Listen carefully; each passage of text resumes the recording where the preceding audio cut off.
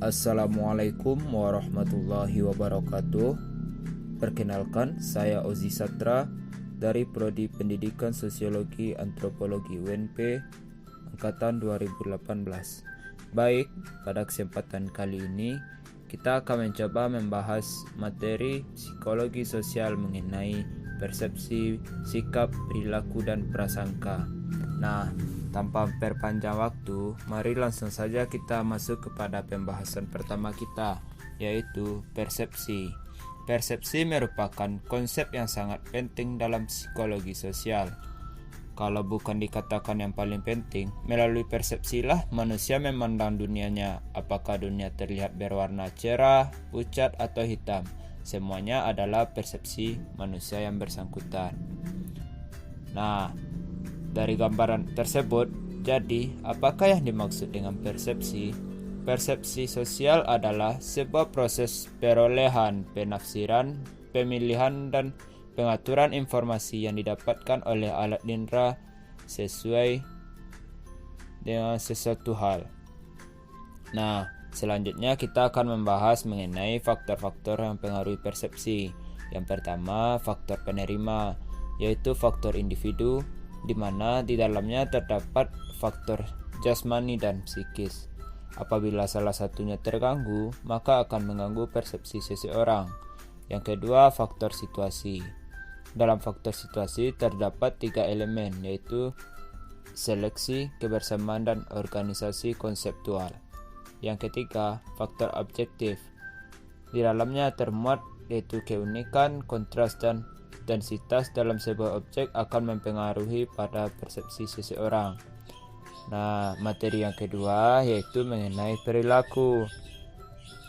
Dari banyak pemaparan mengenai konsep perilaku sosial, didapatkan bahwa perilaku sosial yang terdapat pada individu atau organisme itu tidak tergantung dan tidak timbul dengan sendirinya, melainkan sebagai akibat dari stimulus yang diterima oleh organisme yang bersangkutan, baik itu berupa stimulus eksternal maupun stimulus internal.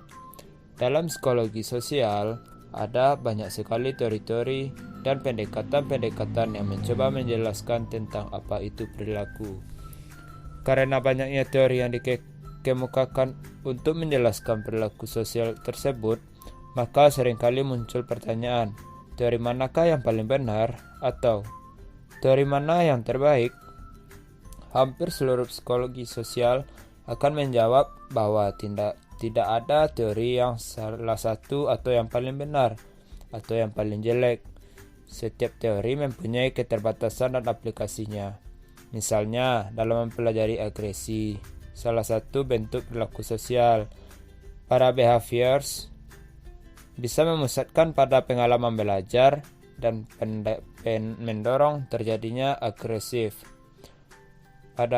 Bagaimana pada orang tua, guru, dan pihak-pihak lain yang memberikan perlakuan positif pada perilaku agresif.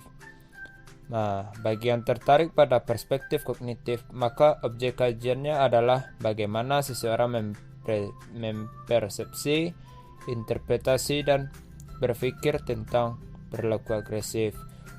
Seorang psikologi sosial yang ingin menggunakan teori Medan akan mengkaji perilaku agresif dengan cara melihat hubungan antara karakteristik individu dengan situasi mana perilaku agresif tersebut ditampilkan. Nah, para teoritisi pertukaran sosial bisa memusatkan pada adanya imbalan sosial terhadap individu yang menampilkan perilaku agresif. Nah, jika memakai kacamata teori peran, perilaku agresif atau tidak agresif ditampilkan oleh seseorang karena harapan-harapan sosial yang melekat pada posisi sosial yang harus dipenuhi. Nah, dari pemaparan tersebut, sehingga di sini saya mencoba menyimpulkan bahwa perilaku merupakan sebuah tindakan atau reaksi berupa respon yang ditimbulkan karena adanya stimulus, baik itu secara internal maupun internal terhadap suatu individu atau organisme. Nah, materi selanjutnya yaitu mengenai sikap. Sikap merupakan masalah penting dan menarik dalam lapangan psikologi, khususnya psikologi sosial. Sikap yang ada pada diri seseorang akan memberikan warna corak pada perilaku seseorang dalam kehidupan sehari-hari. Berangkat dari persepsi tersebut, seorang ahli sikap merupakan proseduring untuk merespon, artinya sikap tidak dapat dilepaskan atau saling berkaitan dengan perilaku.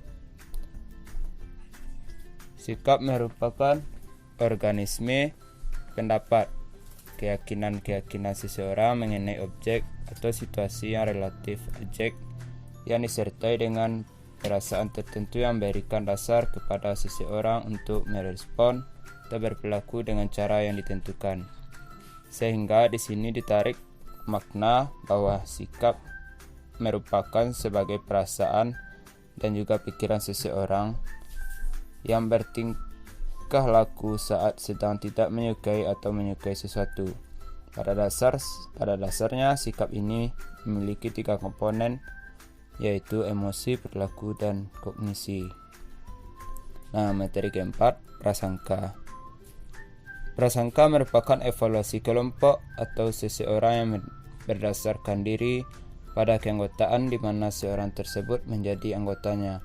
Masyarakat yang dihadapkan pada berbagai jenis kelompok yang berbeda hingga tak hayal ditemukan perselisihan antara kelompok-kelompok. Salah satu hal yang dapat menyebabkan perselisihan itu adalah prasangka. Nah, jadi disimpulkan prasangka merupakan salah satu bentuk evaluasi yang mengarah kepada evaluasi negatif. Sekian, terima kasih.